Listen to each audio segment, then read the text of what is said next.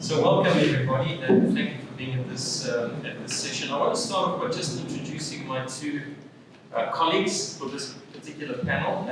Just a brief little bio that I've just checked with them. So to my right is Karina Szczurek, right? Karina Szczurek. Karina is a writer, editor, and literary critic. She has authored several works, including novels, short stories, and essays. Her deep engagement with literature and storytelling offers a rich perspective on the creative process. So welcome, Karina, thanks for being here. And then to my left, Michael Reeder, who I've just met, but I already feel like we're friends. I don't know why. I don't know if you feel the same way, but I feel that way. Michael's the former Dean of St. George's Cathedral in Cape Town. Ordained in 1984, I have that. 84. He has been an active voice against injustice, and he's also a published poet. His works include two anthologies, The Promise of Memory and Lockdown, Love and Lament. His experiences as a cleric, activist, and poet provide a unique lens on the intersection of faith, activism, and arts. So thank you, Michael, for being with us. My name is Steve Tsakiris, and what I'm going to say about myself is I'm a very good friend of Athol. Athol and I are very good friends. I'm going to share a little bit. I'm going to start it off very light. It's such a privilege to have Mrs. Williams here. Thank you for being here. It's good to see you. And of course, Juanita and Nick as well. Hi. Come through. So it's my privilege to have been asked to moderate this session. I'll give you a brief background. Athol and I met in 1989 at Wits University. We were studying engineering. That's where our paths crossed. And I've told the story many times, but I'll tell it briefly again, because the way we met wasn't exactly very auspicious. Is that Athol and I met because we got the lowest marks in fluid mechanics in 1989. That's what happened. So I heard that there was this other guy who got what I thought was a lower mark than me. And I thought it would be a good idea to meet this guy. And so we went together. And to my disgust, it was me who got the lower mark. So I had the lower mark. And I'm even going to tell you what it was. It was 13%. I got 13%. I think that's just because I wrote my name.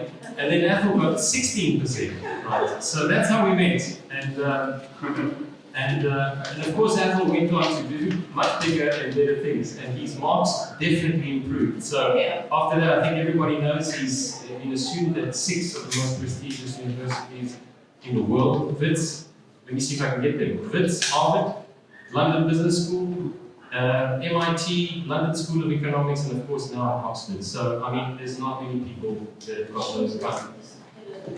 It must be a beautiful. It must be. So that's the way we met. For myself, so when I asked Athol, because I texted him and I said to him, is there anything in particular? I mean, we could do a workshop, we could do a 2-day event just on Athol, never mind a little session. Yeah. So I asked him, like, is there anything in particular that you would like me to focus the discussion on? And Athol being Athol, who genuinely is one of the most humble people that I've ever met. He said, don't even talk about my life. He said, or my work. He said, read a few of my poems.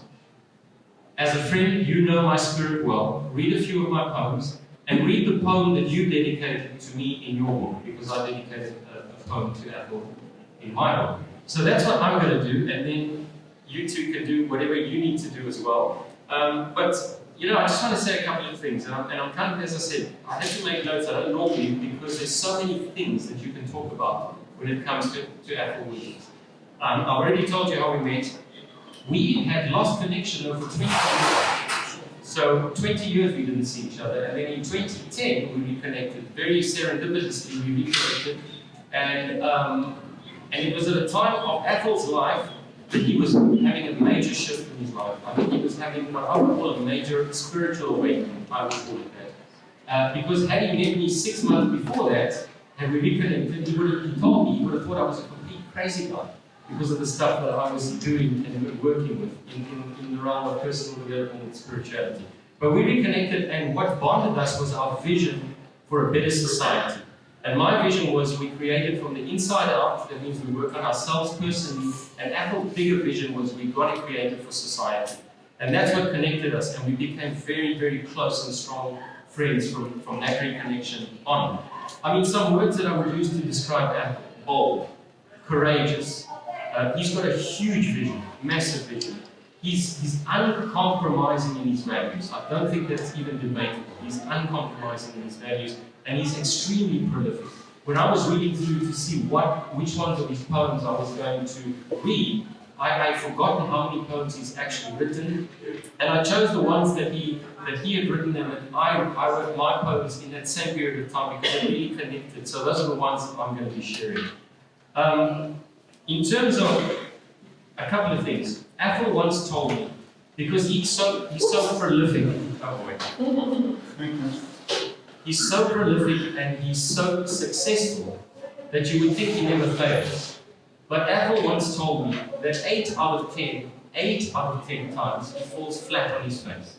In other words, he fails 8 out of 10 times. But he has tried more times than I've ever succeeded, that's for sure. His spirit is one of, he always gets up. And I'm going to share a little story, whether it's now or a little bit later, because I want to let the other people speak as well about that as well, a personal story. But it reminds me of the quote, and I'm going to butcher it, but Nelson Mandela had a quote, that it's not the success or inspiration, or I've got the exact quote somewhere here, it's not about not ever falling, it's about getting up. And Athol epitomizes that. He falls and he gets up, and he falls and he gets up, and he never stays down. He never stays down. His nickname at university was Bull. That's how we used to call him. No one really called him Athol, we all called him Bull, because he's got that tenacity, that strength, that power of the bull. And again, as I said in the beginning, one of the most humble individuals, genuinely humble, not falsely humble, genuinely humble. If there's anybody who's got the right not to be humble, it's Athol, but he is genuinely humble, and that speaks so much to his character as well. And of course, his resilience. I think that's the one thing that really sticks in my mind, and I'll share that little story now before I turn it over to you guys, is his resilience. Athol gets knocked down. He does get knocked down, flat. And I remember a story once of something that happened in that period of time where we had reconnected, and it was a real blow to him. And I remember what he did is he literally went and lay flat on his back in the garden of his house. He was gone. He was out, flat, down, but only for a couple of hours. When he got up, he was stronger than ever. And I think that epitomizes what Athol does, is he gets up stronger than ever. He's like forged in it's the difficulties in life that make him more inspirational, more powerful, more having the ability to do things. So that's kind of what I wanted to share, just from personal stories for now, because I don't want to hog the microphone. Maybe what I'll do is I'll read a couple of poems and then I'll give it over to you guys as well. Is that okay? Cool.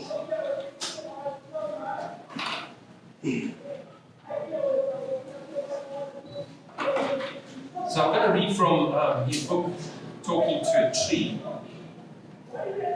which came out around about, he wrote it and published it around about that same time period that we had reconnected. And Talking to a Tree, I love this book of poetry. I don't know if you guys have read it or if you've had access to it, but it's such a beautiful book of poetry. The first one that I'm going to read is World Peace. Like, let's start with something small, because Athol's got, it's such a small vision. World Peace, that's what it's called. I need to take my glasses if I get older. My short-sightedness. If I draw a circle around me, and you draw a circle around you, then I am us and you are them. And so we will use all our strength and skill and ingenuity and resources to kill each other. If we draw a circle around both of us, then we are brothers, and there is only us. The other one that I'd like to read is Talking to a Tree, which is the title of the poem of the book. Hello, tree, majestic, regal tree with no name, with your outstretched arms and solemn face, silent, you have been for 300 years, yet saying more than all of mankind, just being the tree, not flapping your branches to be a bird, or hooving your roots in the plains to be a wildebeest, just standing here, unmoved in truth. And the reason that I share that as well is because it strikes me so much, those of you that know about Oki and the sun. I mean, doesn't that sound like Oki? And this was before Oki was actually born. So there was the idea already. And also just the beauty of actually being able to talk to a tree and knowing that we are all interconnected. And that's the thing that connected Athol and myself, because my work was all about this interconnection thing. I'm going to read one more from here.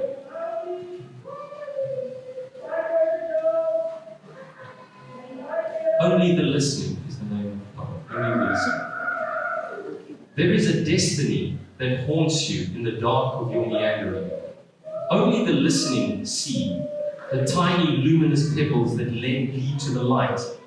In that light, a choir singing the eternal song, but deformed of one voice.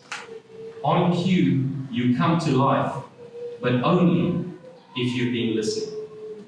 And I find that also such a beautiful poem that speaks to just listening to the intuition. And also it's a poem that speaks of the eternal hope that Athol always has. He's always somebody who's eternally hopeful. So now I'm going to turn to my colleagues. Who wants to go first? Okay, Michael, here we go.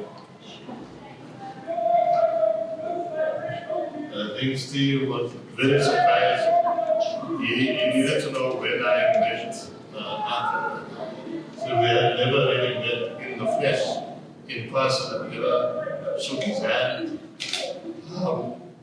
But in these days of social media and the way that Facebook kind of encourages you and enables you to see a kindred spirit in his words, and in the days when he was more prolifically active on Facebook, I want to know him. And then we are a mutual brother in the person of Eugene Skiff, who I met in London in 1982. And the fact that Athol links up with Eugene is a very powerful intersection for me in terms of spirit and in terms of accompaniment. I remember meeting Eugene and one Friday afternoon going to a very black solidarity group and they had an office raised today. It was a publication. And Eugene felt I should benefit from that exposure, and I did. And on our way back, we were going to Brixton Station, and we were accompanied by a fellow from Barbados. And so he was intrigued that Eugene and I had a conversation, and that we were really good friends. And this fellow questioned my claim to be black, and Eugene just very, in that half an hour amble to Brixton Station, Eugene educated me in the way I am black by informing this man who was dismissive and was working on blackness as a phenotype, your skin, the texture of your hair, and not about oppression and resistance and how a certain power in South Africa's history defined us and determined the way in which Eugene is from Tugela, just above that, and had been part of the group that lead to rises, sending on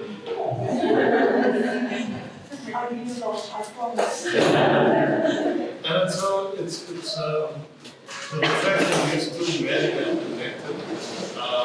Myself 82 and decades later in the person of Athol, and we both celebrate Athol in terms of the words, his work, and also his willingness to not only speak the words of truth, but to love it in a very just way. And all that we see around us here at this festival also speaks to how, in the book of Genesis, God spoke and creation comes into being.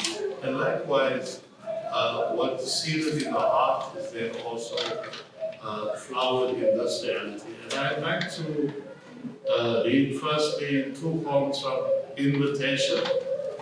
And if today is my last, and I love the way he locates such a profound concern within a very domestic situation of a kitchen. If today is my last, then I'll sit at the kitchen table with her to water soak cereal with cashews and bananas cut into coins in my bowl, as we have done to welcome every son in our time. I'll hold her hand and rub her leg and stroke the hair from her face, slurping black coffee from a blue mug, striped like road lanes I've crisscrossed all of my life, drunk with dreams. I'll find a spot in the grass where tiny rays of light roam free among whispers of fresh air, and there I'll stop to listen. I listen for streams, hoping to hear none. I listen for truth, knowing I'll hear some. I'll rest my head on the old coldest stone in my palm, and perhaps try one last time to fly. Later we'd have a mosaic of veggies on our plates, laughing, recounting our moments and pictures as we have done at the farewell of every son in our time. I'll lock our gaze just a little longer, clasp her in my arms just a little tighter, and throw open my heart as I lay to rest. And if it should be that I happen to wait for one last midnight snack, I'll spread just a little extra cookies on my toast. So it's just, it's a very perplexing, humane, celebratory, ordinary celebratory, and he conveys about the anticipating of the infinite immensity of it does be my last, and locates it in the minutiae of a love song, really, in a very simple, relatable way. And this poem that I'm about to read, I really like because it speaks about Jake's Campbell Drive. So the fact that it locates Jake's Campbell in a poem, in a road that bears his name, and all those who know a little about Jake's, he would often talk about as UWC as the home of the left. He had a strong Eastern Cape accent we used to mimic behind his back, but I'm sure he knew about it.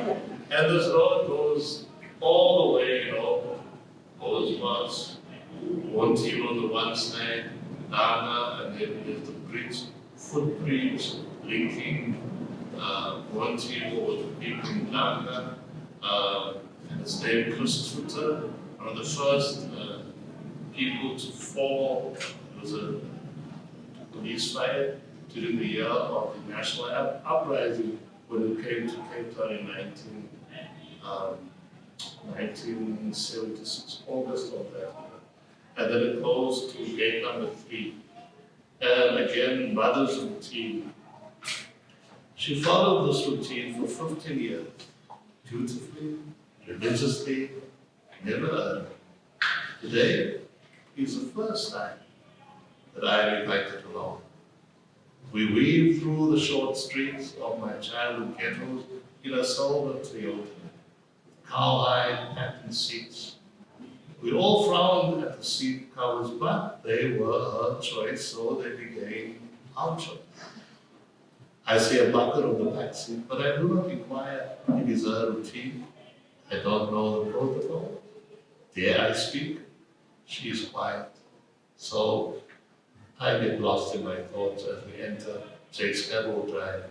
That road that ends in the sea.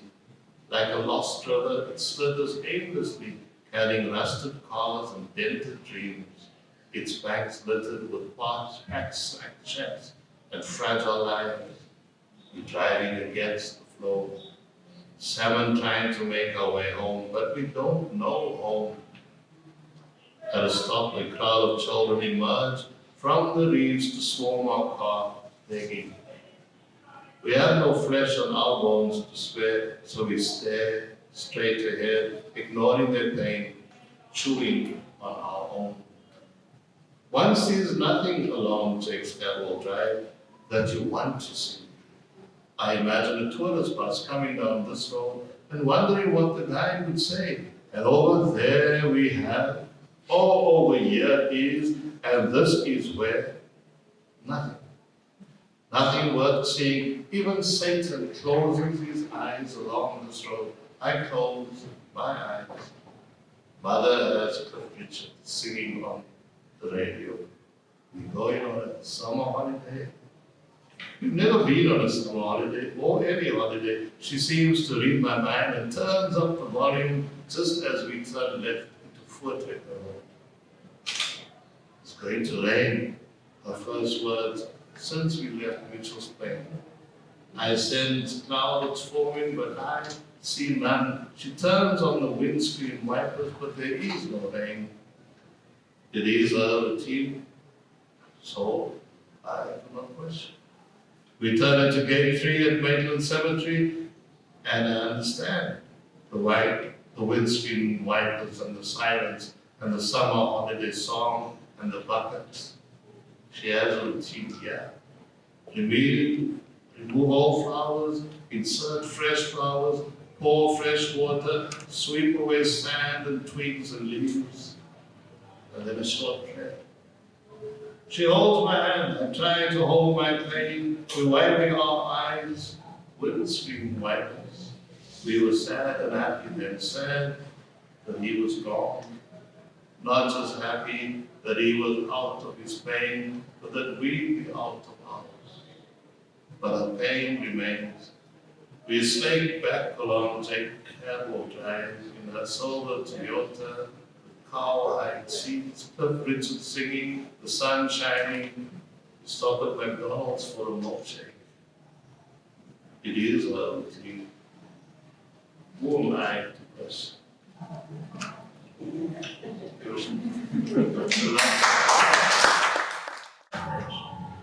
Knowing the profession, and in a very microscopic way, I encounter with Athol, in my professional capacity. We work together on the board of the South African Journal, always existing still now in its 63rd or 4th year. Literary journal in South Africa, we contrast the publishing contrast. We were together on the board, and I acted for the time that we worked together as a business manager also for the journal. And during that time, I experienced Athol in the way that you have described him as a friend. And in my little notes that I made for today, the first word that I wrote down is humble. This is exactly how I knew coming on board for the project that I'm going to be working with the greats of literature, and knew of Athol's contributions to literature. But the moment I encountered him, I just thought, wow, he is one of the humblest human beings that I've ever known. And then what he has done in his sacrifice for his country, I also had the privilege of experiencing on a very personal level when during that work that we were together, I had an experience of being bullied during the murder of the project. And he was the one person who defended me and who was the safe person to turn to. And his integrity throughout all of these encounters was impeccable. And so I am so immensely grateful to him for providing always wisdom and safety and integrity and humility. But also, I had the great privilege of being asked to be guest editor for the Jubilee issue of the Contrast. And while compiling this issue, it was in 2014 when the Contrast turned 60.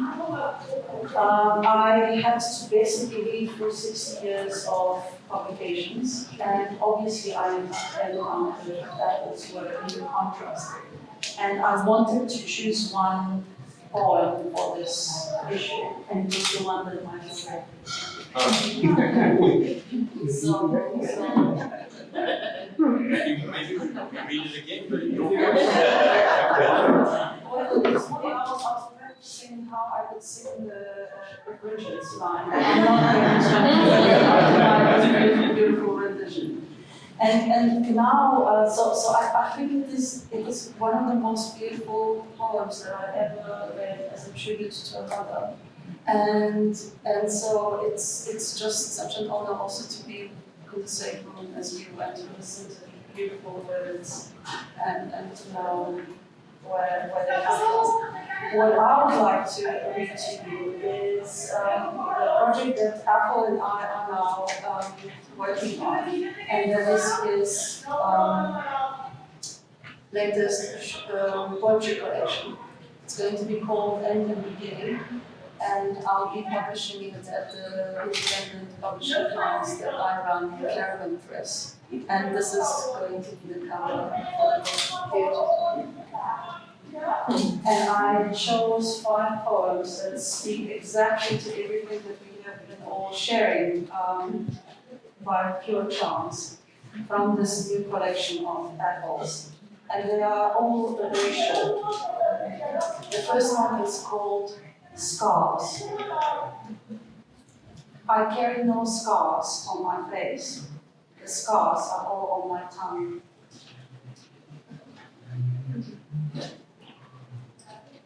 Confession.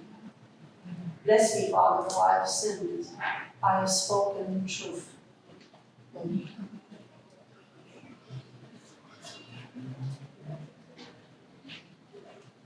How to make lemonade. Resist the corruption of elites. Challenge the violence they foster. Expose their cover-ups. Then take your life into a food processor, add sugar and water, and blend until your being is finely chopped. Pour the mixture into a sieve over a bowl and press through as much juice as you can, rebuilding and reimagining as you find new meaning. Top up with water and serve cold with ice and slice of hope.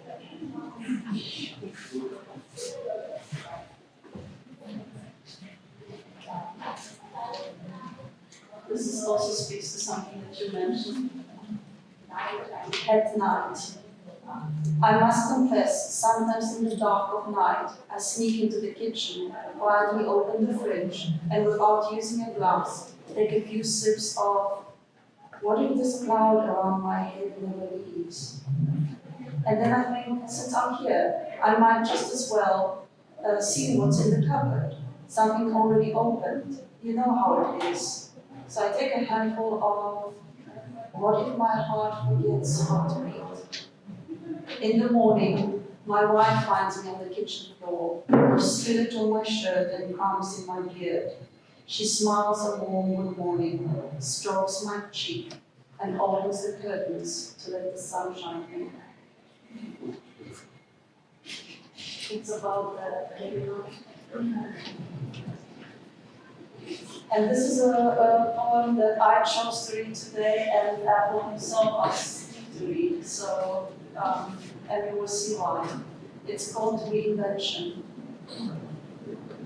Rather than turn wounds to scars, he repurposed them, filled holes with splintered bones and bits of severed muscle, tied together dislocated joints with shredded tendons, and patched up gouges with clumps of hair and hope.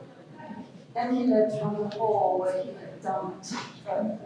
been dumped, rose not just to the surface, but took to the sky, carried by his makeshift wings of possibility, and kept soaring till he reached his mountaintop home. Those wings made of his volcano spirit, and lifted by the breath of those few who speak his name will grow. Athol Williams. Beautiful, thank you, Karina.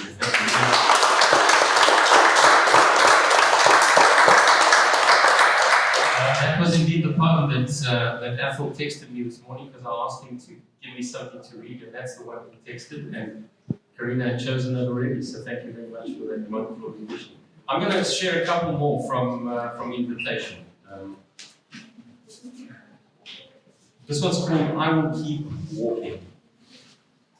Clouds will come, dark clouds, but I will keep looking to the sun for light, for warmth, and I will keep walking. And when even the sun is drowned in melancholy and smothered by the darkest clouds, I will find light and warmth, the brightest light, the most embracing warmth within me. And it will lift me back to my feet, back to my mountaintop. It will lift me so high that even the clouds will find joy and shed their darkness to reveal life's magnificence. This is my vow. Though clouds come, I will keep walking. And again, I think that just speaks to his resilience. It speaks to his spirit. It speaks to the fact that he always has hope. In the darkest of times, Athol will find hope. And I love that. On the topic of walking, because he asked me to read my poem that I dedicated to him, which is called I Walked, I'll read it in a moment. But I think I want to read one more of Athol's. I'd rather read Athol's poems than mine.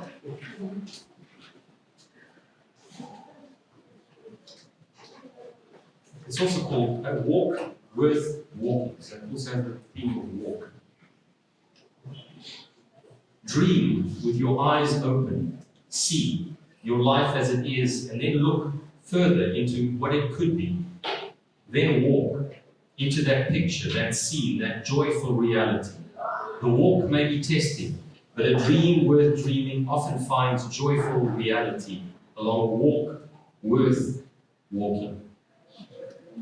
And that just provides me a perfect segue to read my poem that you asked me to read, so I'll read it. I just need to find the page.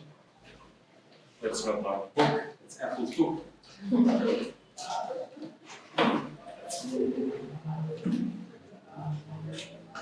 It's a short poem, and just to give you some background, in 2014 I took a sabbatical, which was meant to be 3 months. I just decided to get out of my life and rediscover what this inner voice was calling me to do next. And it was meant to be a 3-month sabbatical. That's what my inner voice said. It turned out to be 8 months sabbatical. And a lot of that time I spent in nature, which is another thing that really both Athol and I connect to strongly. I think he sent me a text a couple of days ago saying that there's 2 things that uplift him, and that's poetry and nature.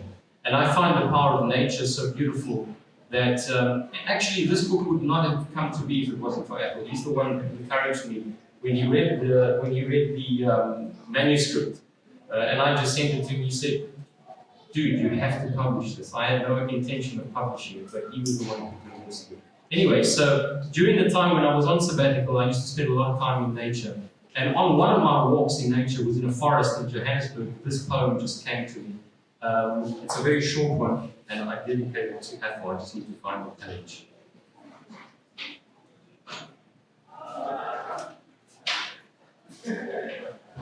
It's called I Walked.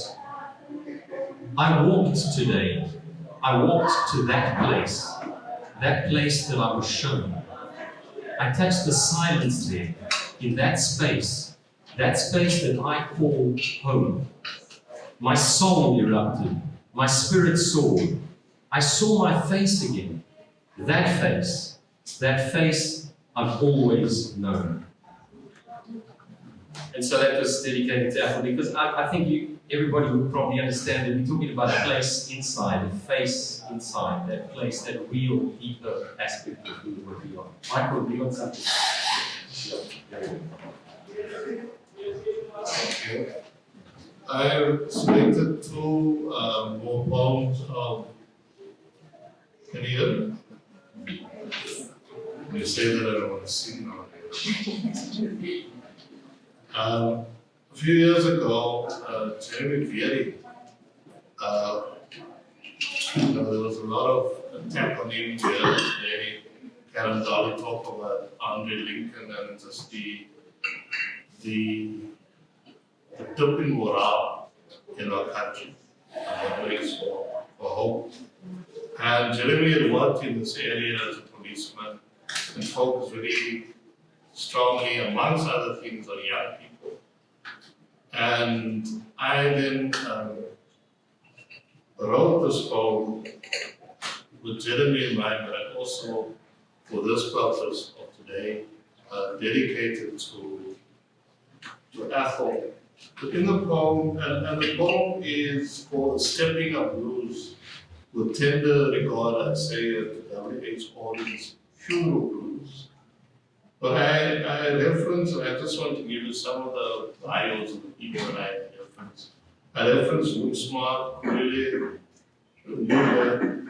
he was a member of Mkhonto Wesizwe, and he was the first person to die in detention on the 5th of September in 1963, and came from London.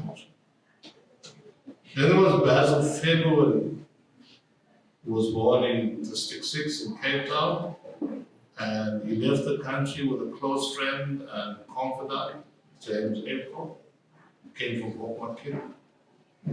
They spent some time in Czechoslovakia, where Basil excelled to such an extent that a pistol was named after him, and then February was a member of what they called the Lutuli detachment and died in combat in August in 1967 in a part of known in our liberation history as the Banki campaign, and it was in Rhodesia, today Zimbabwe. Then there's Solomon Kalush Lam. He joined MK, he received military training in Angola, and he was arrested during one exercise, and he was executed in Victoria Central Prison on the 6th of April, 1979. And his last words were, tell my people that I love them. That's his last word. And then Anton Franz was from Rotterdam and born in District 6 in 1967. The school boycotts of 1985 had a strong impact on him. He returns from Angola as an MK commander, and that is in the year 1989. During this time, he rented a room in a house on Church Street in Athol, and it was here that we refer to as the Battle of Athol that he was killed. There's a young woman, Athol Williams, also District 6, and raised in Monty, a very devout Catholic, and she and a fellow combatant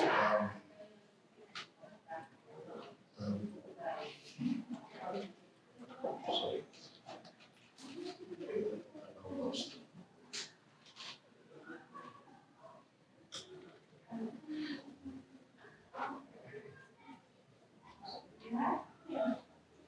And then there's people like Anissa Linga, who refused to wear a pass, Oscar Peter, and others. So I reference them as the messengers that gather on bleak days. The stepping of blues, wind up the clocks to a prior day, tap the telephone on the freedom line.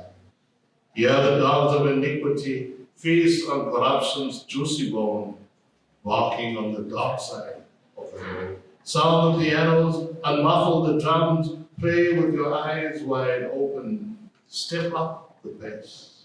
Then salt the earth where truth lies buried in flag-clad coffins, and let the mourners come. And hear the people say, rise up and take your stance again. Don't look to the sad sky. Don't be dismayed by the oath-framed lie. Listen for the ones who sing in the dark times. They are here. Look smart and Basil. Their voices like Solomon rise across the ranks of time. Do their songs throb with an ache in your heart? What took you so long, Karina? Asked Oscar Peter, standing with Mama Selinga in the noon of day. They stand undeterred, their backs along a wall on Athlon's Church Street. Today, Colleen's smile colors a watery winter Kamisa sun.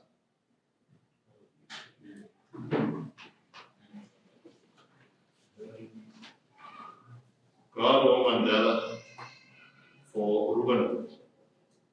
This is a poem by our brother, The poison did not kill me. The sulfuric acid that I drank, I still had my life. But I am still not free. Is God on the hill? Who I have to thank. I am a teen with no father. He died as all fathers do. I met with his anger at 5 when he tried to kill me and my mother. Is it God or Mandela? Who will help me pull through?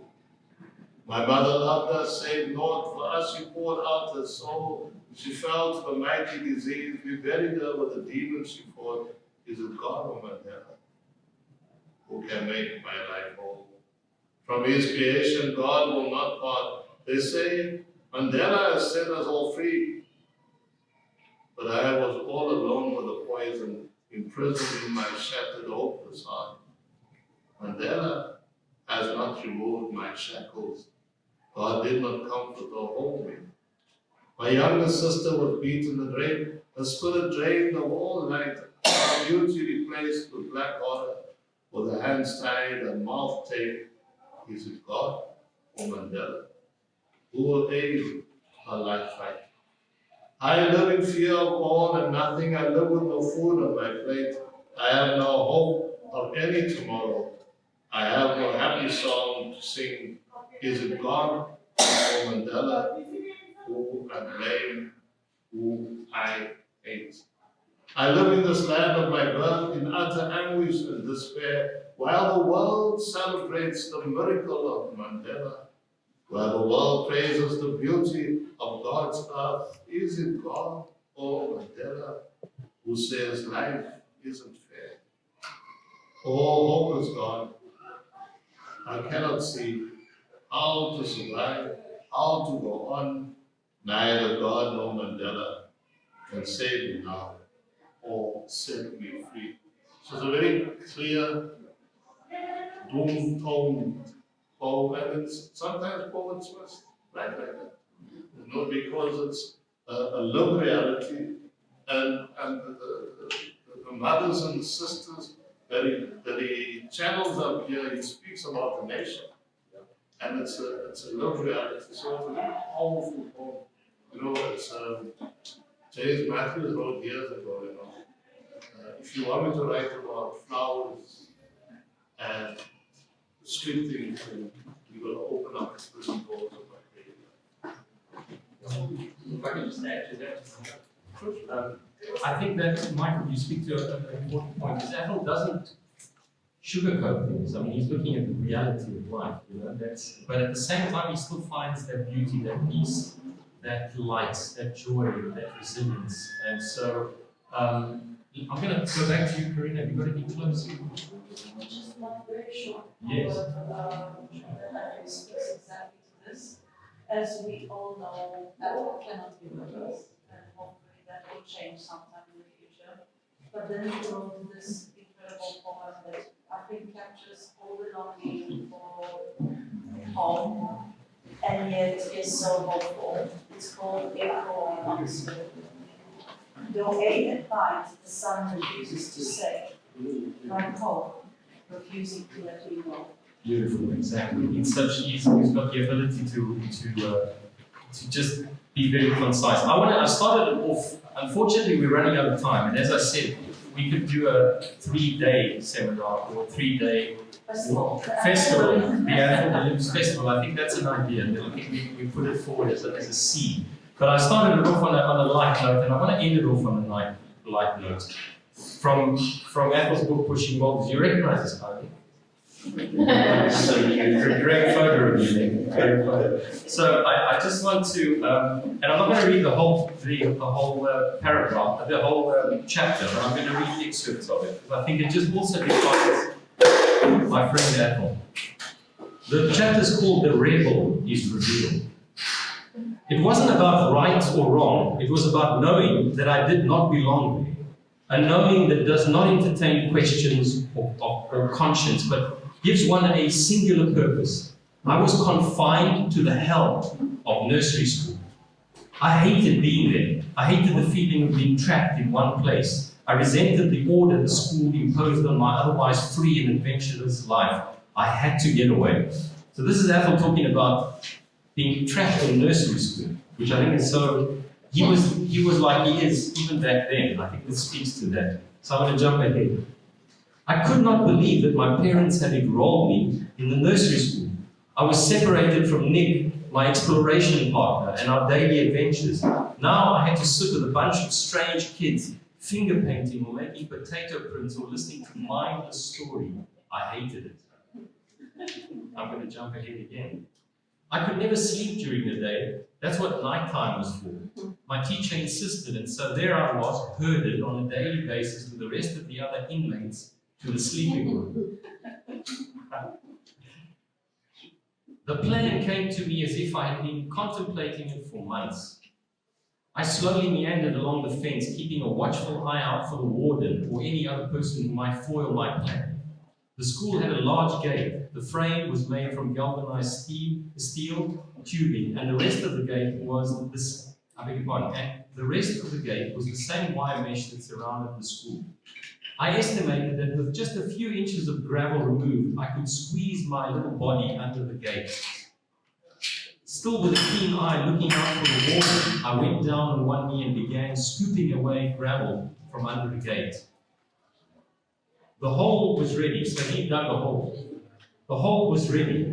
I lay down on my belly, stuck my head and arms through the gap and pulled myself through.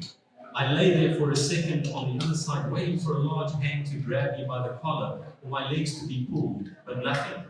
I sprang to my feet, quickly glanced back into the playground to check that I was safe and that no one had seen me. I then sprinted across the gravel path as fast as my little legs would carry me, not once looking back. I had escaped. And I wanted to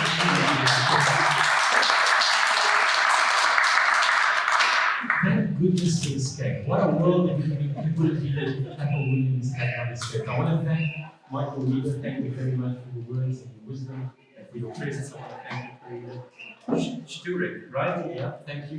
And I just want to end with thanking everybody for being here. I hope you will join us again tomorrow for more of this. This festival was Athol's idea. We all wanted his essence to be here, even if he couldn't be here in body and spirit. So I leave this session here today with deep gratitude for you all and with real love and respect for my good friend Athol. Thank you very much.